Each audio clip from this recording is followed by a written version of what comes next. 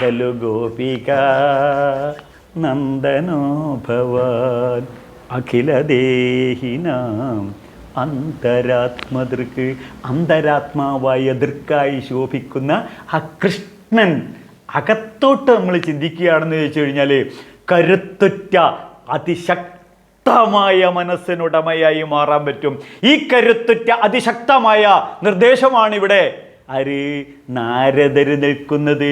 അപ്പോഴോ ആ കരുത്തുറ്റ മനസ്സിനുടമയാകുമ്പോഴോ നമുക്കൊരു ആക്സെപ്റ്റൻസി വരും എല്ലാത്തിനെയും. അപ്പോൾ ആദ്യം നമുക്ക് നമ്മുടെ ഭാര്യയെ ആക്സെപ്റ്റ് ചെയ്യാൻ പറ്റും, ഭാര്യയ്ക്ക് ഭർത്താവിനെ ആക്സെപ്റ്റ് ചെയ്യാൻ പറ്റും, അമ്മായി അമ്മയെ ആക്സെപ്റ്റ് ചെയ്യാൻ പറ്റും, അമ്മായി അച്ഛനെ ആക്സെപ്റ്റ് ചെയ്യാൻ പറ്റും.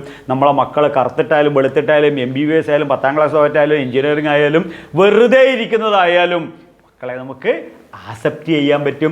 ഈ ആക്സെപ്റ്റൻസിയിൽ നിന്നും ആ റിസൾട്ടായി കർമ്മഫലം പിന്നെന്താണ് ഒരു ഇതും കൊണ്ട് ഉണ്ടല്ല കർമ്മപ്രതിഫലം.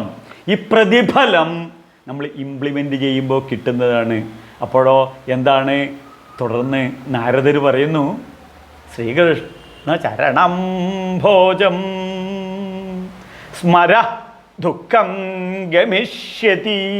സ്മരിച്ചാ മതി, ശ്രീകൃഷ്ണനെ സ്മരിച്ചാ മതി, ശ്രീകൃഷ്ണനെ സ്മരിച്ചാ മതി. ദുഃഖം ഗമിഷ്യതി.